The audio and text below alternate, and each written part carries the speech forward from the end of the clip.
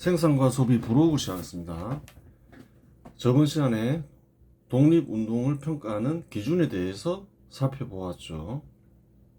한번 복습을 해볼 필요가 있죠. 그 기준 하나하나를 정할 수가 있는 거예요. 기준 1, 기준 2, 기준 3 이런 식으로. 독립이 가능한 시기가 있고 독립이 불가능한 시기가 있죠. 독립이 가능한 시기에는 최선을 다해야 되죠. 독립을 유지하거나 독립을 하기 위해서. 독립이 불가능한 시기에는 뭘 해야 되나요? 준비를 해야 한다는 거예요.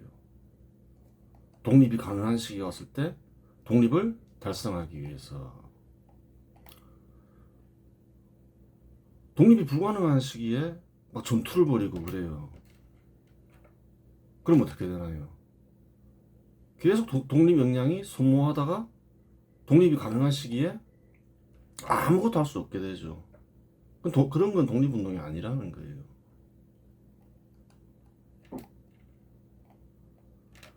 그래요. 한국에는 어떤 일이 있었나요? 독립이 가능한 시기, 불가능한 시기, 가능한 시기가 있었다는 거예요. 러일 전쟁이 일어나기 전만 하더라도 어땠나요? 개혁 개방을 해서 독립을 유지할 수 있었죠. 일본이나 태국처럼. 근데 그렇게 하지 않았다는 거예요. 거기에 각해서 평가를 할 수가 있고, 이러한 기준은 그 시대 사람들이 마지막에 다 인정했던 기준인 거죠. 깨달았던 거죠. 지금은 잊혀졌지만.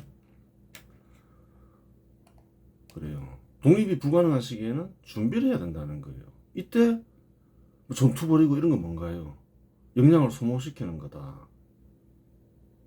이는 마치 시험을 망친 사람이 철저하게 시험을 준비해서 다음 시험 잘 칠 생각은 안 하고 흥청망청 노는 거죠. 잘못된 거다. 그런 건 독립운동이 아니다. 이렇게 얘기할 수 있는 거예요. 준비하는 게 이제 기준이, 준비를 했냐 안 했냐. 그 다음에 이제 좀 약간 완화시키면 미끄럼이 됐냐 안 했냐. 그 희생을 보는 거죠. 기준 3으로 정할 수 있다. 엄격하게 하면 기준 3은 원래 없는 거다.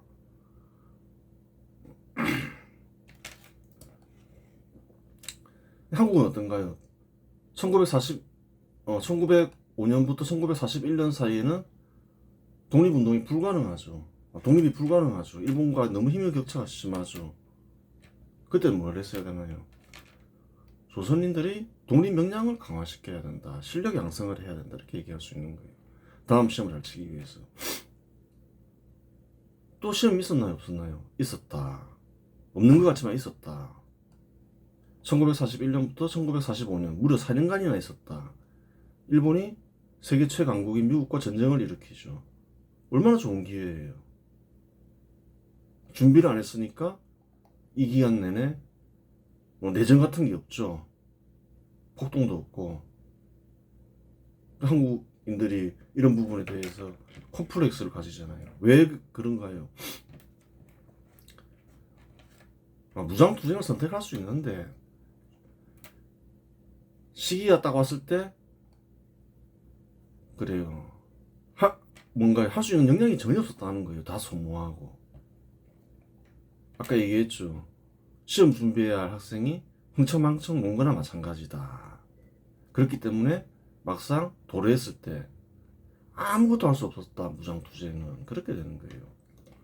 그런 부분도 이제 살펴봐야 되겠죠. 그래요. 근데 이 시기에도 그 외교 활동으로는 큰 성과가 있었죠. 이승만을 중심으로 해서 서재필 이런 사람들도 했겠죠. 그렇게 되는 거예요. 이 기준은 특별한 기준이 아니라는 거예요. 이 기준에 대해서 불만을 가지는 사람이 있을 수도 있지만 특별한 기준이 아니다. 누구나 동의할 수 있는 기준이라는 거예요. 객관적인 기준이라는 거예요. 한번 보겠습니다. 언급한 기준은 특별한 것이 아니다. 시험을 치를 때 최선을 다해 시험을 잘 쳐야 한다. 그렇죠. 개혁 개방하면 독립할 수 있을 때 독립을 유지했을 때 뭐 해야 되나요? 개혁 개방을 하는 게 시험을 잘 치는 거라는 거예요. 또 그런 일을 위해 힘쓴 사람은 독립운동가로 얘기할 수 있겠죠. 시험을 망쳤으면 다음 시험을 잘 치르기 위해 철저히 준비해야 한다. 철저히 준비하는 것 역시 독립운동으로 인정해 줄 수 있다는 거예요. 시험을 칠 때 잘 치는 것에 비하면 좀 약간 중요성이 떨어지죠. 이와 같은 이치를 이해하면 언급한 기준을 이해하는데 아무런 문제가 없다. 또 배제 기준도 있는 거죠. 앞에 기준을 만족했다 하더라도 3차 인류혁명이 아니다. 또 한국 3차 인류혁명 반발이라서 한국이 세워진 뜻에 맞지 않다. 그런 건 인정 안 된다. 왜? 다 공동체를 위해서 하는 건데 공동체 사람들에게 해로운데 왜 그 인정할 수는 없는 거죠. 그런 걸 인정하면 한국 국민들이 타락한다. 그게 옳은 것인 줄 알고 그거 잘못된 거다. 그렇게 되는 거예요. 박용려, 유길준, 민추록까지 살펴봤죠. 다음에 살펴봐야 될 인물은 서재필이죠. 서재필은 1910년 이후 미국에 머물며 독립운동을 펼쳤다. 특히 외교를 통한 독립정치를 주장하며 대한민국 임시정부의 구미위원부 위원장으로 활약했다. 그 외교적인 활동을 계속하는 거죠. 독립을 위해서. 무장항쟁으로는 독립이 어렵다고 보고 외교를 통해 독립을 달성하고자 하자는 주의이다. 또 그때는 또 투쟁을 선택할 수 없는 입장이기도 하죠. 그래요. 41년까지는 서재필은 독립운동이 필요하면 가능한 시기에 갑신정변과 독립협회에 참여하며 가족의 희생을 무릅쓰고 독립운동을 가장 치열하게 한 인사이며, 그렇죠. 독립이 가능한 시기, 러일 전쟁 이전에 아주 열심히 했죠. 갑신정변에도 참여하고 목숨을 걸고. 독립이 불가능한 시기 힘을 양성하기 위해 활동한 사람이며, 그래요. 평생을 독립운동을 위해 헌신한 인물로 평가할 수 있다. 뭐 특별한 흠이 없잖아요. 그리고 특별한 흠이 없다는 것이 서재필의 특징이다. 서재필을 기준에 입각해 평가하면 어떤가요? 기준 1, 기준 2, 기준 4에 부합하기 때문에 독립운동가로 평가된다. 개방개혁이 필요할 때 개방개혁을 열심히 하고자 목숨을 걸면서까지 했고, 협회에서 활동도 했고, 또 실력을 양성해야 할 때 실력 양성을 위해 힘썼고, 기준 2에도 부합되죠. 또 기준 4에도 부합되잖아요. 외교 활동을 열심히 하면서 그래요. 독립이 가능한 시기가 도래했을 때 외교 활동을 열심히 했잖아요. 그래서 혼자 산 건 아니지만 독립운동에 한국 건국에 큰 역할을 했죠. 인정할 수 있는 거죠. 흠이 없죠, 특별하게.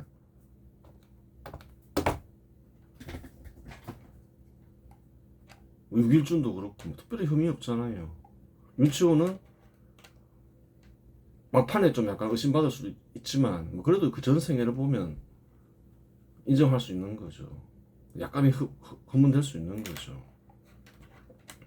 그렇다 해서 그 사람이 독립운동한 게 부정될 수는 없는 것이지만, 또 가장 중요한 시기에 또 개혁개방하기 위해 했었잖아요. 그때 개혁개방에서 독립됐으면 독립이 불가능한 시기니 독립이 가능한 시기니 논할 이유가 없어지는 거죠.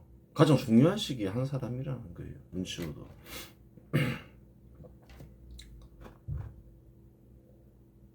이런 기준에 입각해서 매국노도 평가할 수 있는 거예요. 반대되는 사람들은 매국노에 해당되는 거죠. 이승만은 1910년 이후 미국에서 독립운동을 이끌었다. 서재필과 크게 다르지 않죠. 그는 대한민국 임시정부의 초대 대통령을 지내며 독립을 위한 외교 활동을 활발히 펼쳤다. 마찬가지죠, 서재필과 마찬가지로 항쟁으로는 독립이 어렵다고 보고 외교를 통해 독립을 달성하자는 주의이다. 같죠, 특별히 다르지 않죠. 물론 서재필이 이승만의 스승이었잖아요. 또 같이 활동도 하고 그랬겠죠, 미국에서. 이승만은 독립운동이 필요하며 가능한 시기에 독립협회에 참여하며 독립운동을 치열하게 한 인사이며 독립이 불가능한 시기에 힘을 양성하기 위해 활동한 사람이며, 독립이 가능한 시기 1941년에서 1945년 사이에 외교를 통해 독립운동을 한 인사이며 실제로 한국의 독립에 큰 기여를 한 인물이니 평생을 독립운동을 바르게 한 인물로 평가할 수 있다. 흠이 없죠. 독립운동함에 있어서. 이수만을 기준에 가게 평가하면 기준 1과 기준이 기준 4에 부합하기 때문에 독립운동가로 평가된다. 독립운동함에 있어서 흠이 없잖아요. 안창호는 1910년 이후 중국과 미국으로 망명하여 독립운동을 펼쳤다. 안창호는 독립운동이 필요하며 가능한 시기에 독립협회에 참여하며 독립운동을 치열하게 한 인사이며 독립이 불가능한 시기에 힘을 양성하기 위해 활동한 그는 사람이다. 그는 독립을 위해서는 민족의 실력부터 키워야 한다고 주장하며 교육을 통한 실력 양성에 매진한다. 이를 위해 1913년 미국 샌프란시스코에서 흥사단을 조직하여 실력 있는 인재를 양성하는 데 힘썼다. 그렇죠. 서재필이나 이승만의 입장과 크게 다르지 않다. 세상 뭐 비슷비슷하죠. 또한 대한민국 임시정부의 핵심 요인으로 활동하며 독립운동의 구심점을 세우는데 큰 역할을 했다. 그는 1937년 동호회 사건으로 체포되어 옥고를 치르다가 고문 후유증으로 1938년 순국했다. 서재필과 마찬가지로 안창호에게는 큰 흠이 발견되지 않는다는 점이 안창호의 특징이다. 특별하게 흠이 없죠. 바르게 독립운동도 했고 안창호를 기준에 입각해 평가하면 기준 1과 기준 2에 부합하기 때문에 독립운동가로 평가된다. 그래요. 별 흠이 없어요.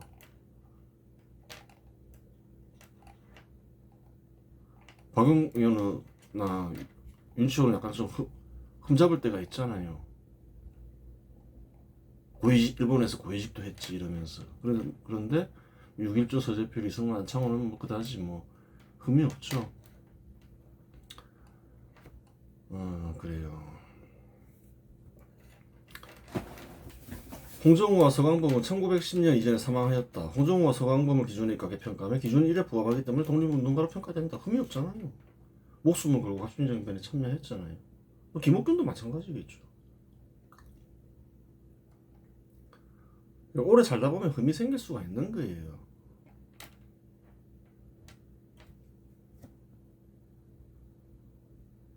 완벽한 삶을 살기는 어렵잖아요, 사람이. 흠 가지고 그걸 가지고 그러는 건 좋은 행동이 아니에요. 이동희는 대한제국의 군인이었지만 1907년 헤이그 특사 사건에 연루되어 투옥된 후 미국인 선교사의 도움으로 풀려난 뒤 기독교인이 되었다. 이동희도 나중에는 변절하지만 처음에는 3.16 혁명 세력에 가담했죠. 이후 그는 안창호와 함께 신민회를 조직하여 학교를 설립하고 교육활동을 펼치는 등 실력 양성을 통한 민족개명운동에 힘썼다. 처음엔 특별히 이상하지 않죠. 1910년 한일 병탄 이후 이동희는 무장투쟁의 길을 택하며 러시아 연해주로 망명했다. 그는 독립전쟁을 위한 군사력을 키우는 데 주력했으며 이때 러시아 혁명을 거치며 볼셰비키와 접촉하게 되면서 공산주의자로 전향했다. 그래요. 그는 1918년 한인 최초의 사회주의 정당인 한인사회당을 창단했다. 상임임시정부에 이동희 참여하나요? 안 하나요? 하잖아요. 한국의 뿌리가 될 수가 없는 거예요. 한국은 공산주의자들과 맞서 싸우면서 생긴 정당이잖아요. 이동희는 공산주의자잖아요. 원래 뜻도 갑신정변을 이어서 만들어진 뜻이고, 근데 임시정부는 그런 단체가 아니라는 거예요. 공산주의자들도 섞여 있다는 거예요. 3차 인류혁명 3차 반발 세력인 공산주의자 내지 사회주의자의 시초는 원래 3차 인류혁명 세력의 가담한 인사였다. 이동희가 대표적인 인물이잖아요. 한국 최초로 공산당이라고 볼 수 있는 한인사회당을 조직하고,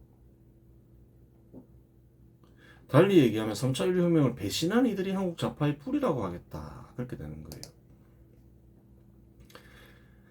이동희를 기준에 입각해 평가하면 기준 1과 기준 2에 부합하기는 하지만 개혁 개방에도 힘썼고 기준 2에도 힘썼지만 어떤가요?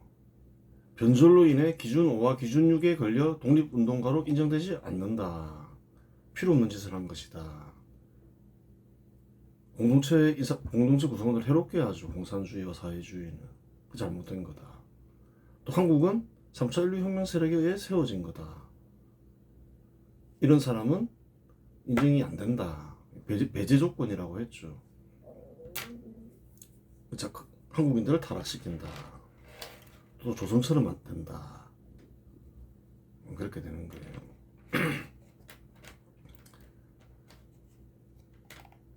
그러니까 무엇을 할 수 있나요? 한국 역사의 큰 문제는 공을 가로채는 것, 거짓말 만드는 것,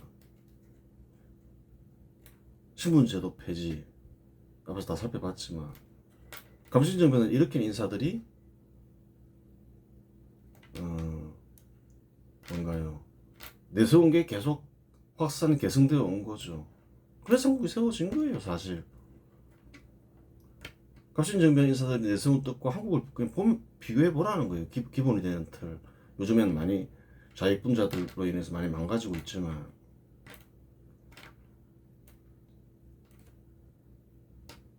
그래요.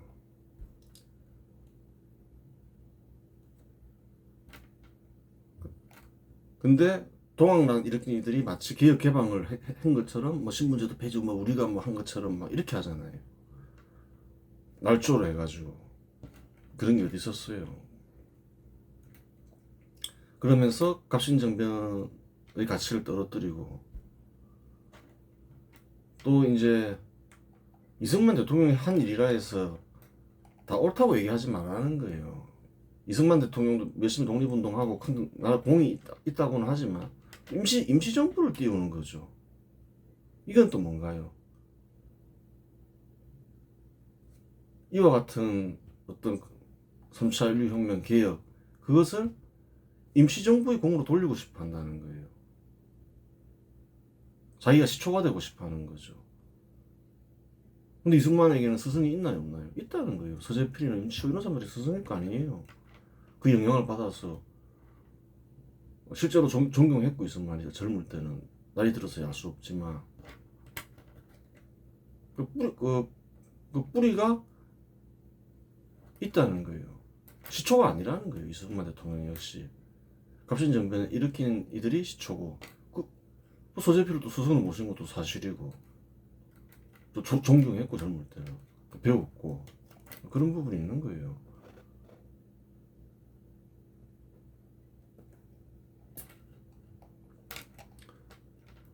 그래요. 그렇게 되죠. 그러면 이제 다음에 뭐 살펴봐야 되나요? 주요 인물, 한국의 뿌리가 되는 주요 인물들은 살펴봤고, 아니 뭐그 갑신정변을 일으킨 이들을 중심으로 한 뿌리가 되는 거죠. 그거 살펴봤고, 한국의 뿌리가 되는 이들 사이에 어떤 변화가 있었나 살펴봤고, 그 다음에는 이제 또 종교인들을 살펴봐야 되겠죠. 어떤 그런 뭐라 해야 되나요? 그런 사람들이 중심이 되잖아요. 그런 사람들이 뜻이 사람들이 생각에 영향을 많이 미치니까 그 종교인들은 어땠는가 한번 보자는 거예요. 그러면 이제 조선인 일반에 뿌리를 내리고 있는 종교인들의 정치 경제 의식의 변화를 추적해보자. 동학 지도자인 제3대 교주 손병희는 1901년 동생 손병흠, 신봉인 이용부와 함께 일본으로 만명하여 박용효와 같은 급진개화파 인사를 접촉하고 급진개화파 인사와 뜻을 같이 하게 된다. 살펴봤죠. 박용효를 접촉하면서 이제 완전히 바뀌죠. 그전에는 동학 교도들은 어떻게 생각했나요? 반개혁? 반개방이었죠. 그리고 정치의식은 왕을 잘 보필해야 된다. 탄권오리를 척결해야 된다. 그 정도 수준이었다는 거예요. 근데 어떤가요? 계속 고종이 다시 실권을 잡은 뒤로 계속 죽이죠. 동학 지도자들은. 동학을 계속 탄압하죠. 조선왕실은 계속 탄압했다는 거예요. 동학 지도자들을 살해하고. 그런 역사를 좀 알고서 판단을 해라는 거예요. 동학 교도들은 어떤 감정을 가질까요? 조선왕실에. 처음에는 잘 몰랐다 하더라도 친러파가 득세하기 시작한 이후부터는 동학교도를 지도자들을 살해하고 계속 탄압하죠. 그거 도망친 거 아니에요. 그러면서 깨닫고 개화파 인사들을 찾은 거 아니에요. 개화파 인사들이 우리를 위하고 우리 국민 국가를 위한 사람들이었구나. 그렇게 생각하니까 찾아간 거죠. 자기들이 그냥 옳다고 계속 고집 부렸으면 찾아갔겠냐는 거예요. 상식적으로. 예전에 동학이라는 조직이 있었지만 고종 때 탄압을 받아 동학은 와해된 상태였다. 예전에 동학교도들로 구성된 진보회는 1904년인가 조직되죠. 그 진보를 조직했죠. 친일 개혁 세력이 되어 조선의 개혁에 앞장선다. 그건 좀 많이 늦었죠. 이전의 반개혁 세력이 완전히 정반대로 탈바꿈하는 순간이다. 완전히 정반대가 돼버렸잖아요. 이제 친일 개혁 세력이 됐다는 거예요. 선병이가 명령을 하면서 이용구가 조직관 단체가 진보회라는 거예요. 주로 동학교도들 위주로 구성됐겠죠. 진보회는 자주독립, 부강병, 국민계몽을 표방했다. 회원들에게 머리를 자르도록 독려하고 이제 완전히 바뀌었잖아요. 스스로 나서잖아요. 이제는 도로와 철도 보수등에 적극 참여하도록 독려했다. 상공업 발전에도 우리 앞장서겠다. 농업 중심의 사고에서 완전히 벗어났죠. 가르침을 받으면서. 즉 동학 지도자들은 개화파 인사와 동지가 되어 뜻을 실현하기 위해 앞장섰다. 근데 너무 늦었다 했잖아요. 동학난이 일어났을 때 그때 개화파 인사 들어왔을 때 그때 같이 협조했으면 얼마나 좋았겠냐는 거예요. 너무 늦었다. 비극이라고 볼 수 있는 거죠. 역사의 비극이죠. 동학난이 일어났을 때 이와 같이 행동했으면 조선은 개방개혁에 성공해 독립국을 유지했을 것이다. 하지만 늦어도 너무 늦었다. 조선의 식민지가 현실화되자 급진개화파 인사들이 독립파와 세계파로 갈라져 대분열하듯 동학교도들 사이에도 분열이 일어난다. 이제 식민지가 현실화돼요. 너무 늦었다 했잖아요. 개화파 인사들도 분열되죠. 일본 정부에 참여하지 말자, 미국 가서 외교 활동을 하자. 온갖 갈래로 갈라지는 거예요. 동학이라고 다르겠냐는 거예요. 갈라지지. 일본 정부에 협조해서라도 3차 인류혁명을 달성해야 한다는 진보회를 책임진 이용구파와 조선인들의 역량을 키우는 데 집중해야 한다는 손병희파로 갈라진다. 손병희의 입장은 모호하다. 을사조약을 찬성하거나 반대하지 않았고 한일합방 때도 입장을 표명하지 않았다. 공식적인 입장이 없었다는 거예요. 이 사람도 여러 가지 생각을 해보겠죠. 공식적인 반대는 없었다. 손병희의 행동을 추리해볼 때 동학은 정치 권력과는 거리를 두어야 한다고 생각한 것으로 보인다. 힘이 안 되니까 일단 실력 양성을 하자. 이제 그런 쪽으로 갖다 봐야 되는 거예요. 맞서 싸우는 것보다는. 현명한 판단이라 했죠. 기준이 이해 합당하죠. 이에 맞서 이용구는 1904년 손병준과 윤시병이 주도하여 창립한 일진회와 통합하는데 진보회와 통합한 일진회 회원수는 그 수가 14만 명에 이른다. 당시 가장 큰 정치단체예요. 더 큰 단체도 있지만 그런 단체는 종교단체밖에 없는 거죠. 손병준 친러 인사였다가 변신하여 친일 인사가 된 인물이다. 그래요. 기회주의자라고 볼 수 있는 거죠. 친러 인사는 명호를 했죠. 기준 1에 입학해봤을 때 개혁개방을 막은 인물이니까. 윤시병은 본래 무관 출신으로 갑오개혁 이후인 1898년 독립협회와 만민공동회에 적극적으로 참여하여 회장까지 지냈다. 윤시병은 독립이 가능한 시기에 열심히 한 인물이라는 거예요. 독립운동을 한 인물이라는 거예요. 러일 전쟁 이후 그는 친일파로 변전한다. 이런 인물은 그래요. 판단하기 어렵죠. 1904년 손병준과 함께 일진회의 창립을 주도하여 초대회장이 된다. 그래요.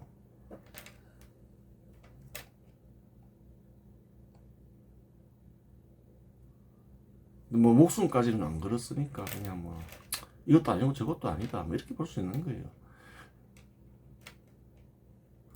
일진회는 당시 정치단체 중 형수가 가장 큰 단체였다. 정치단체 중에서 가장 컸죠. 일진회는 1910년 한일합방을 찬성한다. 제일 큰 단체가 한일합방을 찬성했다는 거예요. 그런 것도 생각해봐야 되는 거예요. 한국인들이 다 반대했다? 그렇지 않다는 거예요. 왜 그랬을까, 이 사람들은? 왜 이렇게 많은 사람들이 참여해서 가장 큰 정치단체가 됐으며, 이 사람들은 왜 한일합방을 찬성했을까? 반대하는 이들도 있고, 찬성하는 이들도 있는데, 가장 큰 정치단체는 찬성했다는 거예요. 손병희와 이용구는 동학난 때 경기도와 충청도에서 일본군이나 조선정부군과 전투를 벌인 인사이다. 기준 1에 의하면 뭔가요? 반개방 인사이죠. 반개혁 인사에서는 밀란 가담자는 될 수 있어도 독립운동을 하는 것은 아니다. 이런 이들은 오히려 매국노이다. 그때 개방개혁에 참여했어 봐라. 9.1에 한 것처럼. 독립했지. 독립이 유지됐지. 근데 과거에는 안 그랬다. 하지만 손병희는 이후에 조선인들이 실력을 기르기 위해 힘썼으니 독립운동을 한 것으로 판단할 수 있다. 하지만 독립이 가능한 시기에 독립을 해치는 일을 하였으니 죄는 산만큼 크지만 공은 티끌이다 라고 말할 수 있다. 그렇죠. 큰 죄를 지은 거죠. 시험을 칠 때는 시험을 잘 치러야 되는데 시험 치는 걸 방해한 인물이잖아요. 뭐 더 큰 죄를 지은 이들도 많지만 뭐 고종, 민비 이런 이들이겠죠. 민비 일파 대원군 이런 애들이겠지만 책임이 작지가 않죠. 손병희를 기준에 입각해 평가하면 기준 2에 부합하긴 하지만 기준 1에 배치된다. 기준 1이 기준 2보다 중요하기 때문에 손병희는 독립운동가로 인정될 수 없다. 그거 당연하잖아요. 시험 칠 때 시험을 가만히 있지도 않고 방해했는데 독립이 가능할 때 국가의 독립을 방해하는 행위를 저질렀는데 기준이가 무슨 의미가 있겠는가. 그렇게 되는 거예요. 이용구 역시 손병희와 마찬가지로 죄는 산만큼 크다. 그건 마찬가지죠. 방해했으니까. 일본 정부에 적극 참여하는 것이 조선을 위한 것이라고 생각하고 참여했을지도 모르겠다. 그럴 수도 있는 거죠. 조선 정부는 안 돼. 그냥 일본 정부에게 계획을 맡기는 게 조선인들에게 더 이로워. 그렇게 생각할 수 있어요. 이용구 역시. 박용료도 그렇잖아요. 하지만 손병희와 마찬가지로 죄는 산만큼 크고 공은 그렇다고 하더라도 그렇죠. 공은 티끌이니 따지는 것이 무의미하다. 단 그 사람을 식민지에 그 사람에게 식민지에 대한 책임을 묻기는 어렵다는 거예요. 나쁜 놈이라도 하기도 어렵다는 거예요. 이 사람보다 더 큰 죄를 지은 일은 너무 많기 때문이다. 가장 큰 죄를 지은 사람 다 알죠. 여러 번 얘기했으니까. 그런 사람들에게 죄를 묻지 않고 이 사람이 식민지가 되는데 역할을 한 부분이 있지만 그 사람들하고 비교할 수 있냐는 거예요. 이 사람 역시 죄인인 것은 마찬가지지만 불쌍한 백성이기도 하다. 고종과 조선왕실은 러일 전쟁 이전까지 동학의 지도자들을 짐승 죽이듯 살해한 인물이 아닌가. 배신감과 분노, 적개심으로 한일합방에 적극 참여했는데 그러한 일을 비난만 하기 어렵다는 말이다. 이 동학구도들한테 한 일을 생각해 보라는 거예요. 동학구도는 왕이 자기 편이라 생각하고 가만히 있는 일본군을 공격하지 않나. 왕을 잘 보필한다면서 보국 안민 이러지 않나 그랬는데 고종이 실권을 잡으니까 그냥 막 죽이잖아요. 그리고 또 어떤 문제가 사실 있나요? 손병희도 입장을 표명 안 했죠. 이완구는 적극 협조했죠. 조선왕실이 멸망을 바랬을 수 있다는 거예요. 왜? 종교 활동을 못하게 하잖아요. 지도자들 죽이고 탄압하고 조선왕실이 다시 실권을 잡으면 어떻게 되냐는 거예요. 앞에서 얘기했잖아요. 모든 사람들이 조선 정부가 이렇게 멸망하지 않기를 원했다고 생각하지 마라. 멸망을 원한 사람도 있을 수 있다. 그 시기에는 그 대표적인 사람이 누군가요? 누구로 볼 수 있나요? 동학교도들이다. 왜 자꾸 죽이니까. 근데 일본 정부는 그렇지 않잖아요. 종교의 자유를 허용하니까. 그 역사를 좀 알고서 얘기를 해야 된다는 거예요.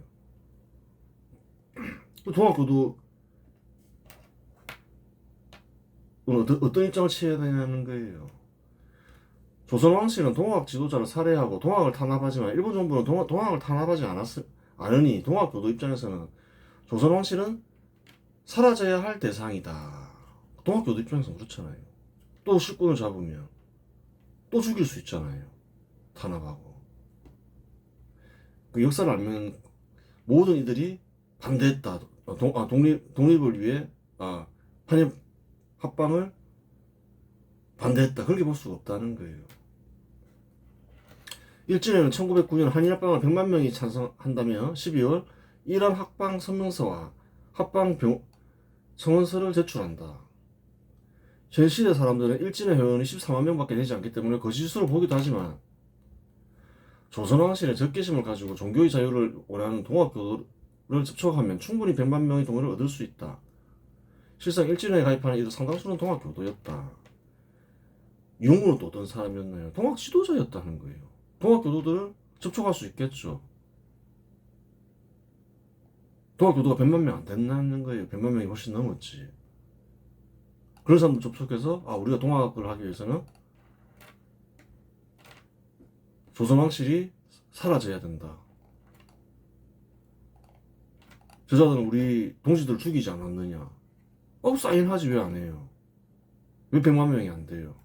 14만 명이 동학교도가 100만 명이 넘고 14만 명이 7명한테씩만 서명받으면 되는데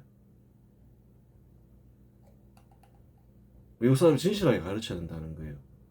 동학에 대한 탄압의 역사 그걸 모르면 이거 다 합쳐봤자 14만 명밖에 안 되는데 무슨 100만 명이 찬성해 그렇게 얘기할 수 있지만 조선 왕실이 동학이 한 일을 생각해보면 가능하다는 거예요. 사실은 단순히 거짓말이다 이렇게 얘기할 수가 없다는 거예요. 그래요. 그 다음에 또 이제 개신교, 천주교, 불교도 봐야 되겠죠. 다음 시간에 확인해 보도록 하겠습니다. 이번 시간에서 마치겠습니다.